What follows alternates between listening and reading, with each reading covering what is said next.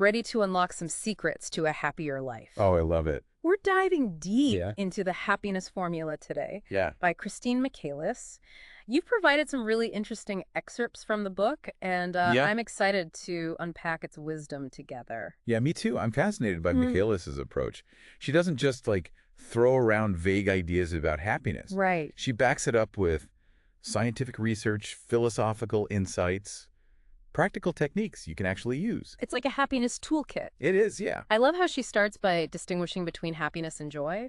Huh? It seems like we often use these terms interchangeably, but she points out a subtle difference. Absolutely. Think of happiness as that kind of underlying sense of contentment and fulfillment, Mhm. like a feeling of overall well-being that's not dependent on any one event. Joy, on the other hand, is more fleeting. Okay. It's that burst of delight you feel when something wonderful happens. Okay, so like the joy of a surprise party versus the happiness of a deeply fulfilling life. Exactly. And what's important to remember is that both contribute to a life well lived. Right. We need those peaks of joy. But cultivating a deeper sense of happiness can actually make those joyful moments even richer. I love that. Now, the book also talks about this pleasure trap we often fall into. Can you elaborate on that a bit? Of course. The pleasure trap is this misconception that chasing pleasure equals happiness. Okay. Sure, indulging in pleasurable activities can feel good in the moment, Mm-hmm.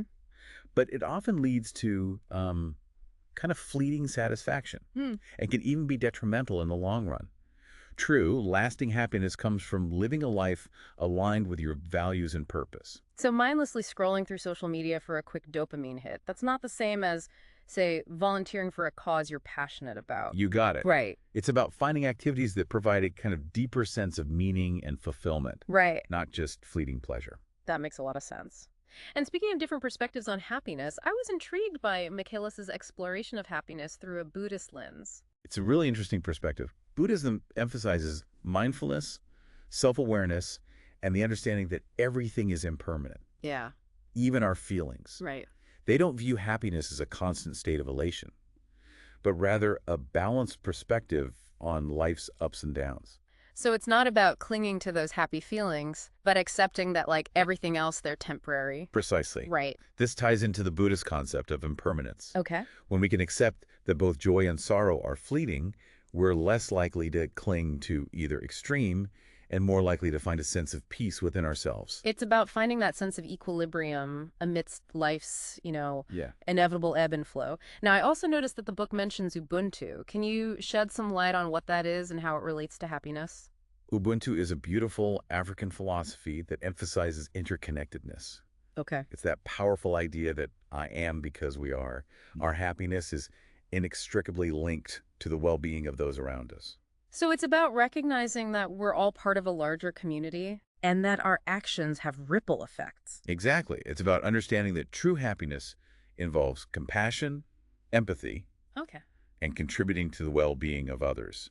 We thrive when our communities thrive. That's such a powerful message. It really resonates with me. Now, shifting gears a bit, the book delves into the distinction between hedonic and eudaimonic happiness. Can you break down those concepts for us? Absolutely. Think of them as two sides of the same coin. Okay. Hedonic happiness is about seeking pleasure and avoiding pain. Mm. That immediate gratification we get from things like indulging in delicious food or buying something new. Eudaimonic happiness, on the other hand, runs much deeper. It's about living a life of purpose, meaning, and authenticity.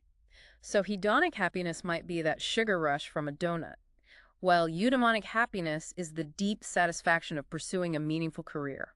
That's a great way to put it. And while those fleeting pleasures certainly have their place in a happy life, research suggests that eudaimonic happiness is more strongly correlated with long-term well-being and fulfillment. It's about finding that sweet spot between enjoying those little pleasures and pursuing a life of deeper meaning. Now, I was really fascinated by the book's discussion of Sonja Lyubomirsky's research on happiness.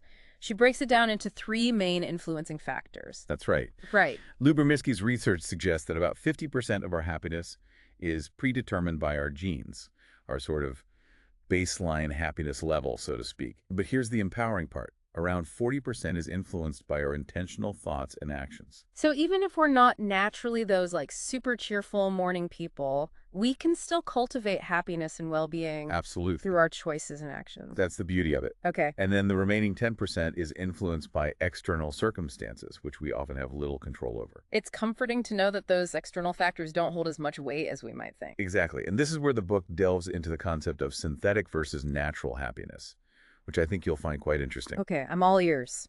Well, as you might guess, natural happiness is what we experience when we get what we want. Right. It's that feeling of excitement when you land your dream job or that joy of spending time with loved ones. Synthetic happiness, however, is the happiness we create when things don't go according to plan. So it's like finding the silver lining, reframing a situation to focus on the positive, even when it's not, the ideal outcome. Precisely. And what's remarkable, according to psychologist Dan Gilbert, is that synthetic happiness can be just as potent and lasting as natural happiness. That's incredible. It means we're wired for resilience. Yeah, We have the power to create our own happiness even amidst challenges. exactly. We're Wow. really good at finding happiness even when things don't go our way, which is a very human and powerful ability. I love that. Now, in terms of applying this to our lives, Michaelis points out two very common yet detrimental thought patterns that can really sabotage our happiness. Comparing ourselves to others and taking good things for granted. Those two are such happiness killers, aren't they? Yeah. And they're so easy to fall into, especially in the age of social media where everyone's like seemingly perfect lives are on display 24/7. It's like a breeding ground for comparison and discontent. So how do we combat these kind of sneaky joy stealers? Awareness is the first step. Okay. We need to catch ourselves when we're falling into those traps. Mm-hmm. Notice those moments when you find yourself scrolling through Instagram feeling envious of someone's seemingly perfect life. Once we're aware of these thought patterns, we can start to challenge them. So how do we actually go about doing that? Well, instead of comparing ourselves to others, we can shift our focus to our own progress and growth. Mm-hmm. Celebrate your wins, no matter how small. And when it comes to taking things for granted, practicing gratitude can be incredibly powerful. Gratitude really is like an instant mood booster. It is. Right? Taking even a few moments each day to appreciate the good in our lives, our loved ones, our health, a funny day, can make a world of difference. It's about training our brains to focus on the abundance rather than what's lacking. Now, another distinction I found valuable in the book is the difference between self-compassion and self-sympathy. What's the key difference there? And why is it so important for happiness? That's a great question. Self-compassion is about treating ourselves with the same kindness, understanding, and forgiveness Mm-hmm. that we would offer a close friend going through a tough time. It's about recognizing that we are all human, flaws and all, and that's more than okay. Self-sympathy, on the other hand, keeps us stuck in a cycle of negativity, self-pity, and feeling sorry for ourselves. So it's the difference between saying, I messed up, but that's okay, I'm still worthy of love and respect, versus I'm such a failure, I'll never get it right. Exactly. Right. Self-compassion is that inner cheerleader that helps us bounce back from setbacks with resilience. It allows us to acknowledge our mistakes and imperfections without letting them define our self-worth. It's about giving ourselves permission to be human. I also appreciated how Michaelis differentiates between feeling broken and feeling stuck. Can you explain that concept? Absolutely. Feeling broken often stems from self-criticism and feeling inherently flawed or inadequate. Feeling stuck, however, is more about recognizing that you're in a situation that no longer serves you and feeling powerless to change it. So if someone is feeling broken, self-compassion is key. But if they're feeling stuck, it's about taking action. You got it. Right. If we're feeling stuck, it's about identifying those areas in our lives that are draining our energy and then brainstorming ways to make a change no matter how small. It's about reclaiming that sense of agency. And speaking of agency, the book delves into the concept of psychological flexibility. What exactly does that mean? And how does it contribute to greater happiness? Psychological flexibility is our ability to adapt and adjust our thoughts, emotions, and behaviors in response to life's inevitable curveballs. Okay. It's about being open to different perspectives, reframing challenges, and responding in ways that align with our values. Basically, it's about learning to roll with the punches and come out swinging. I love that analogy. Right. It's about building resilience so that we can navigate challenges with grace and come out stronger on the other side. And that sounds like a recipe for a happier, more fulfilling life. It certainly is, and it leads us to one of the most fundamental aspects of Michaelis's approach, understanding what happiness truly means to you personally. So much of finding happiness is about self-discovery, isn't it? It's like Michaelis is encouraging us to look inward and define what truly brings us joy. Exactly. It's not about adopting some uh, generic definition of happiness, but figuring out what truly lights you up, what brings a sense of joy and purpose into your life. Equally important is identifying what drains your energy, Right. those things that leave you feeling depleted and uninspired. It's about tuning into our internal compass, figuring out what truly matters to us individually. Precisely. And that leads beautifully into the next big topic, Yeah. values. Our guiding principles, right? The Yes, ones that shape our decisions and actions. you've got it.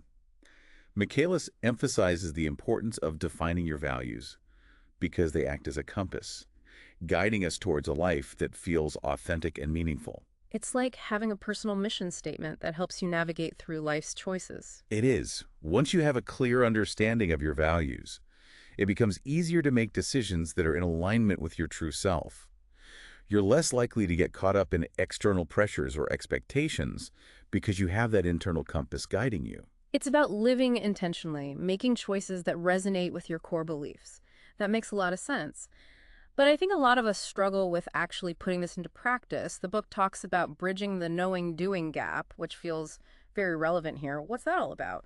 Oh, it's a trap we all fall into at some point. Yeah. We can read all the self-help books, attend workshops, and gather tons of knowledge, but still struggle to translate that knowledge into tangible action. We've all been there. So how do we actually bridge that gap? How do we move beyond simply knowing what to do and actually start doing it? That's the million-dollar question.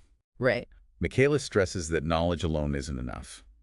We need to take that knowledge and turn it into consistent action. It's about identifying specific, actionable steps you can take to align your life with your values, Okay. and then, crucially, committing to those actions.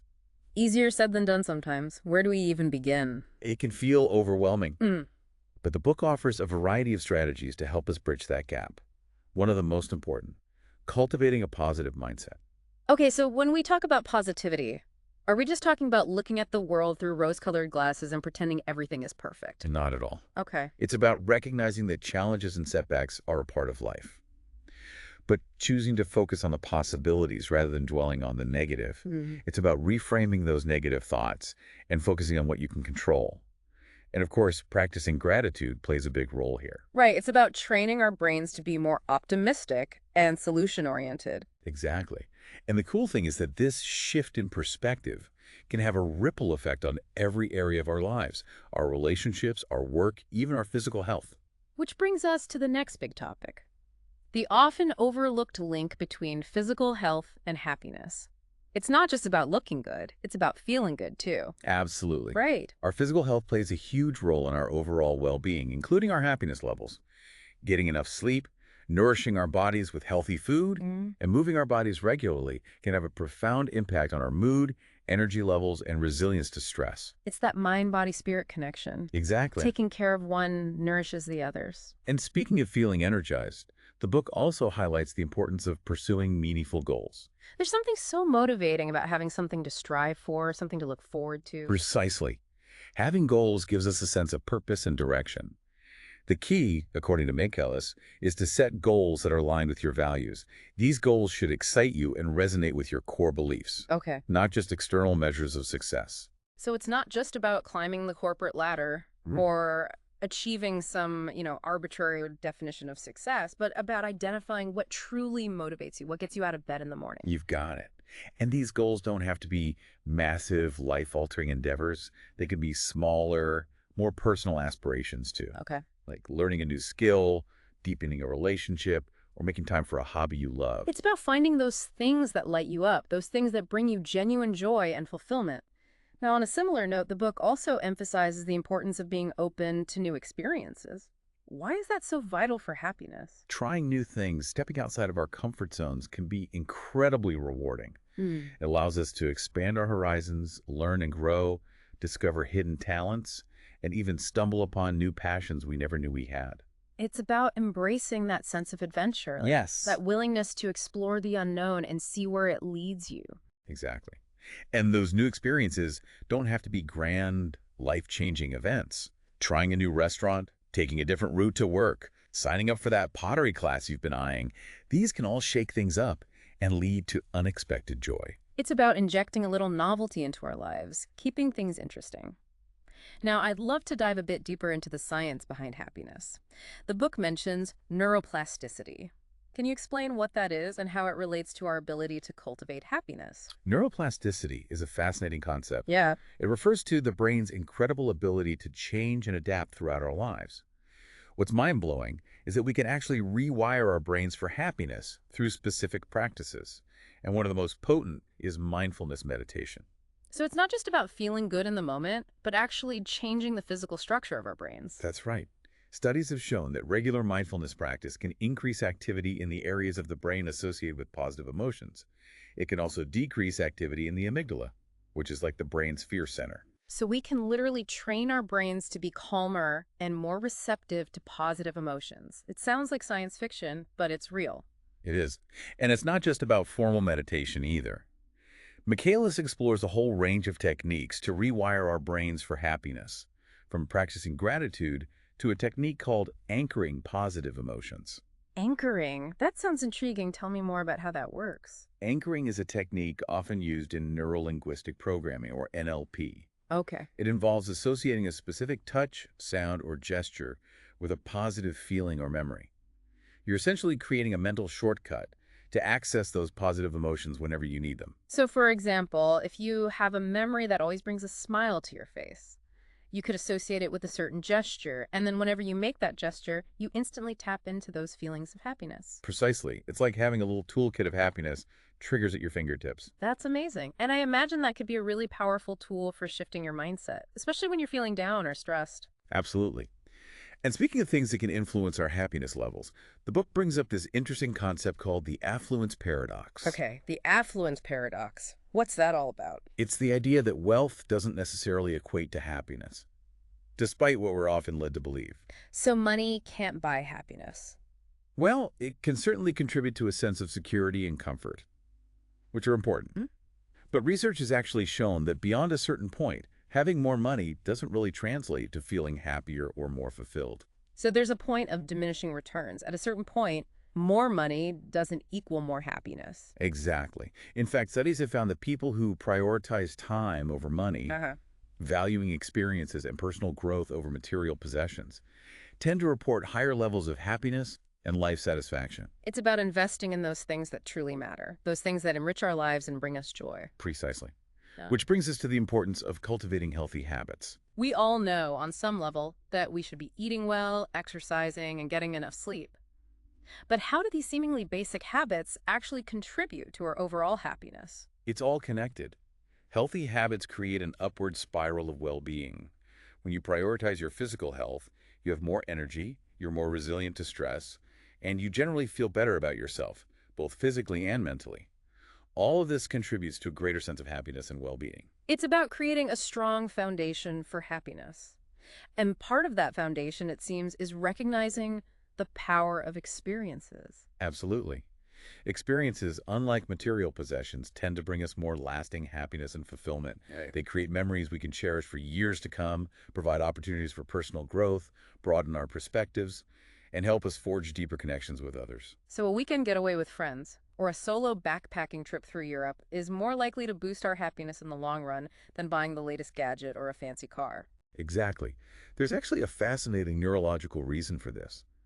Our brains are hardwired to adapt to new things relatively quickly. That initial thrill of a new possession tends to wear off pretty fast. Experiences, on the other hand, create memories that often become richer and more meaningful over time. It's like those memories become a part of us, woven into the fabric of our lives. Precisely. They shape our personal narratives and contribute to our sense of who we are. And speaking of making those memories last, the book introduces this concept of savoring, which I find quite powerful. Savoring. What an intriguing word. Tell me more about what it means to savor an experience.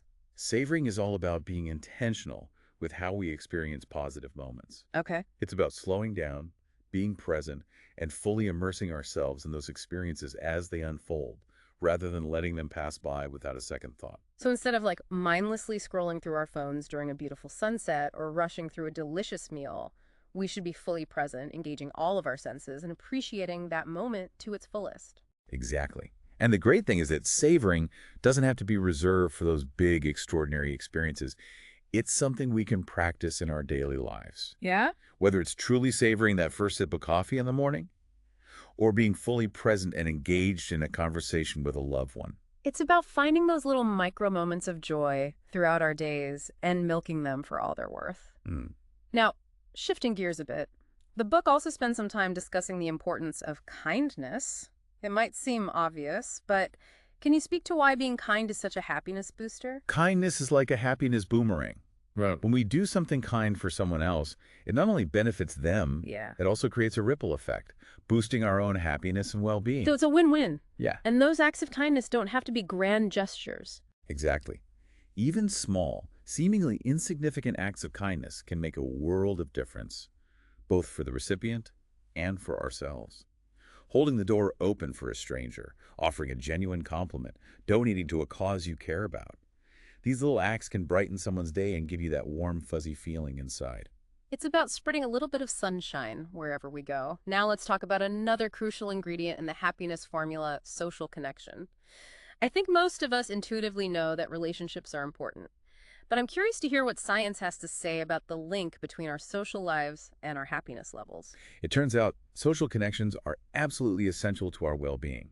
In fact, studies have shown that strong social ties are one of the most significant predictors of both happiness and longevity. So being surrounded by people we care about, people who care about us, is not just enjoyable, it's actually crucial for our health and happiness. Absolutely. Social connections provide us with a sense of belonging, purpose, and support, all of which contribute to a happier, more fulfilling, and even healthier life. It's about nurturing those relationships, making time for meaningful connection, and showing up for the people who matter most. Now, I love this idea from the book about making the good things visible. What does that look like in practice? It's about being intentional, about surrounding ourselves with reminders of the good things in our lives. Okay. It could be as simple as displaying photos of loved ones, creating a gratitude jar where you jot down things you're thankful for, or keeping a journal to document positive experiences. It's about creating an environment that supports a positive mindset and reminds us of all the good in our lives. Exactly. It's too easy to get caught up in the hustle and bustle of daily life and lose sight of the things that truly matter. Surrounding ourselves with those visual reminders can make a world of difference. Now, are you ready to delve into some of the practical tools and techniques that Michaelis offers in the book? Absolutely. Let's talk tools. I am always looking for tangible strategies I can implement to boost my own happiness. Well, you're in luck. Michaelis provides a treasure trove of practical advice. One of my favorites is the Achieve method for goal setting. Okay, the Achieve method. Break that down for me. It's a fantastic framework for setting goals that are specific, measurable, achievable, relevant, and time-bound. Okay. It's about moving beyond those vague aspirations, like I want to be happier or I want to be more successful, and creating a concrete action plan. So it's about breaking down those bigger goals into smaller, more manageable steps, making them feel less daunting and more attainable. You got it. The acronym itself provides a great roadmap. It stands for Achievable, Clear, Hittable, meaning it's something you can actually accomplish. Positive, exciting, value-based, and ecological, Wow. meaning it fits into your overall life and values. I love that. It's a holistic approach to goal setting. Right. One that takes into account not just the what, but also the why behind our goals. Now, the book also talks about the WHOOP strategy as a tool for turning those goals into reality. Tell me more about that. WOOF stands for Wish, Outcome, Obstacle, Plan. It's a mental strategy designed to help us bridge that pesky gap between intention and action. We talked earlier about that knowing-doing gap. So this is about not just wishing for something, Yeah. but actually creating a roadmap to get there. Exactly. It starts with identifying your wish, that goal you're setting your sights on. Then you vividly imagine the outcome, allowing yourself to truly feel what it would be like to achieve it. But here's the key. You also anticipate potential obstacles that might stand in your way. So you're not just focusing on the positive outcome, but also acknowledging the challenges you might encounter. Right. By identifying potential obstacles up front, you're mentally preparing yourself to navigate them when they arise, which increases your chances of success. It's like having a contingency plan for happiness. Now, I also noticed that the book introduces a couple of frameworks for understanding happiness, PERMA and G&H. Can you explain what those are and how they relate to this bigger picture of well-being we've been discussing? Absolutely. PERMA developed by the renowned psychologist Martin Seligman, is an acronym that stands for positive emotions, engagement, relationships, meaning, and accomplishment. So it's a model for understanding the key elements of a flourishing life, a life that feels rich with purpose and meaning. Exactly. It's a holistic approach to well-being that encompasses not just fleeting happiness, but a deeper sense of fulfillment and purpose. And then there's gross national happiness, or GNH, which was first introduced in Bhutan. I've heard of Bhutan. Isn't that the country that measures its progress based on happiness rather than economic indicators? You're exactly right. Wow. It's a fascinating concept that challenges our traditional notions of progress and success. While economic indicators are certainly important, G&H takes a more holistic view, taking into account a wide range of factors that contribute to a nation's well-being. Factors like psychological well-being, health, education, and even environmental sustainability. Exactly. It's about recognizing that true progress encompasses far more than just economic growth. Now, before we move on to some other tools and techniques, I want to circle back to mindfulness. It seems to be a recurring theme in the book. Yeah. Mindfulness really is a cornerstone of happiness, and Michaelis dedicates a significant portion of the book to exploring its transformative power. She delves into various mindfulness techniques, from the ABC model for challenging negative thoughts to ACT, or acceptance and commitment therapy. Let's start with the ABC model. What's that all about?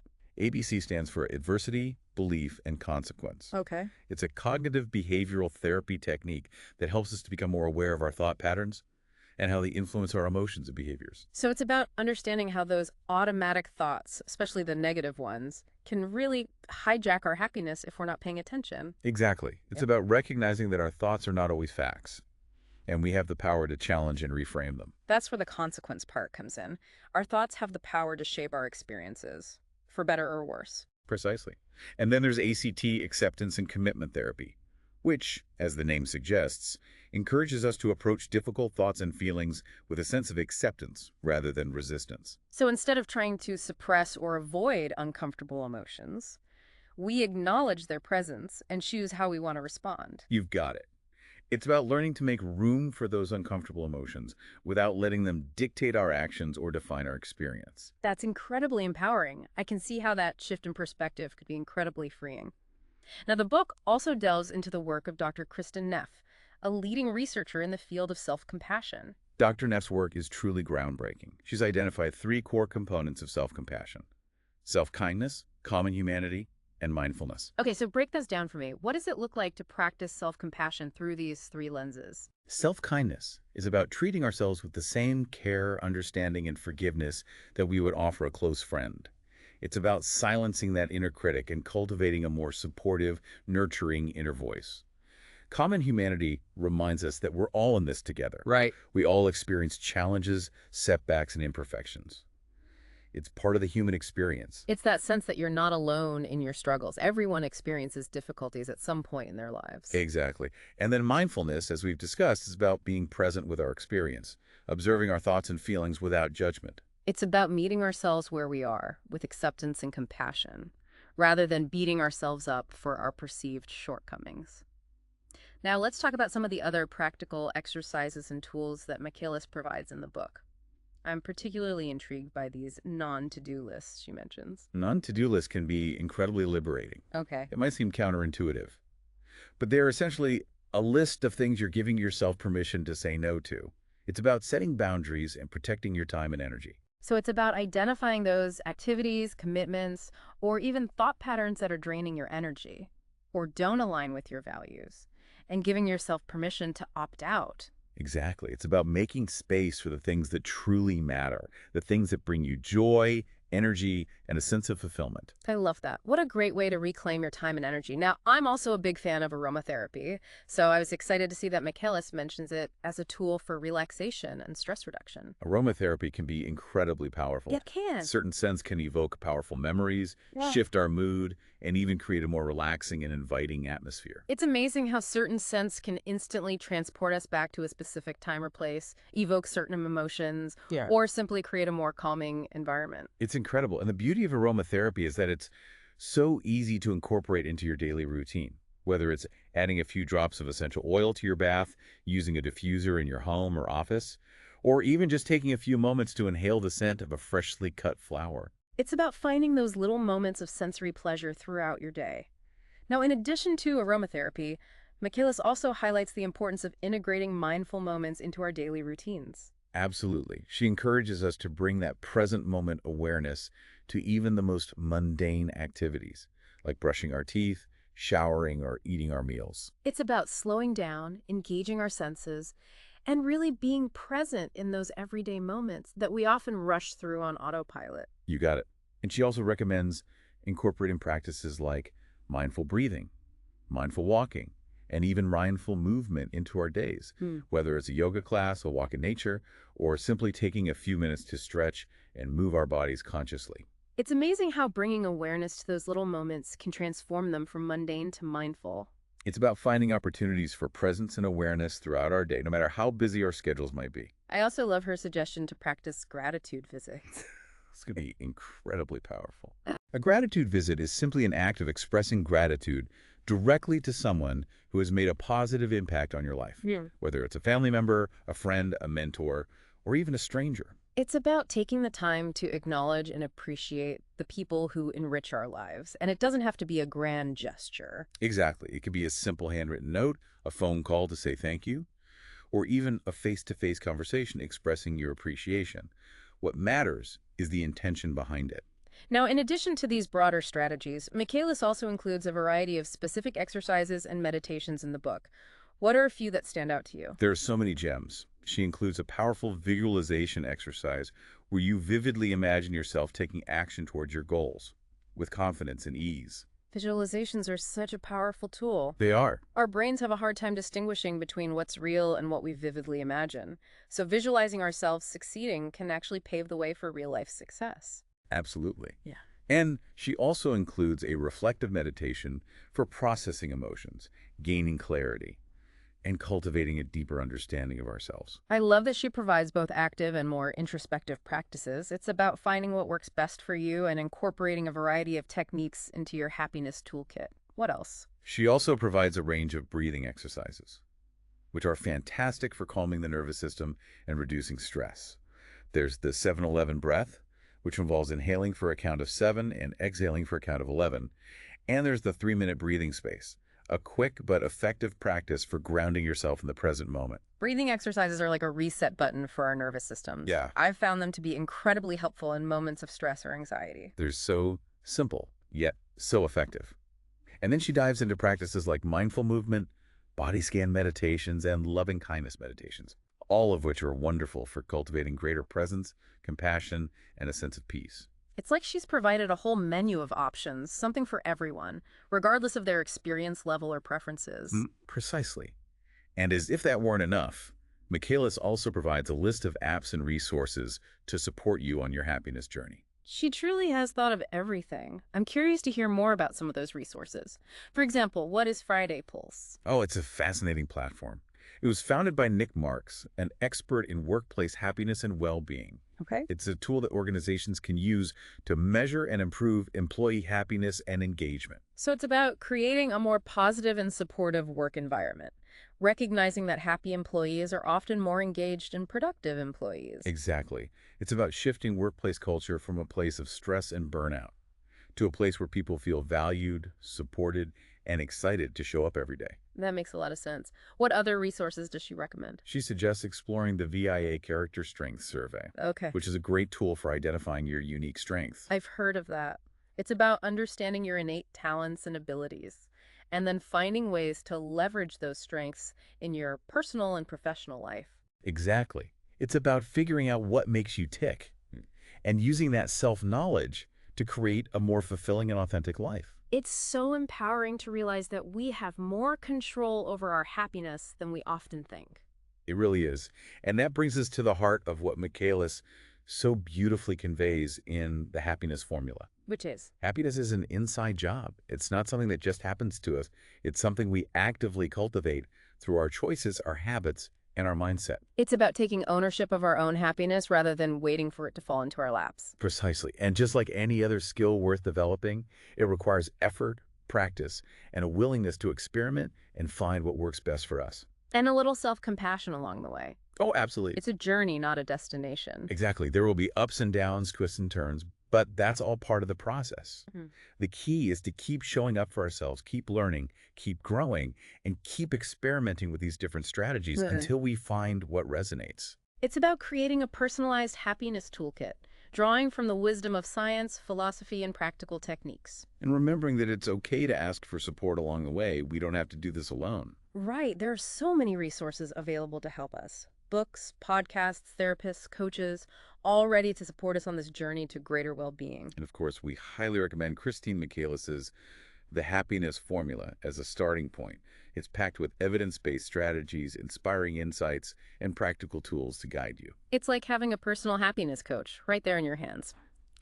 Speaking of which, I'd love to hear your final takeaway for our listeners today. If you could leave them with one nugget of wisdom from our deep dive into the happiness formula, what would it be?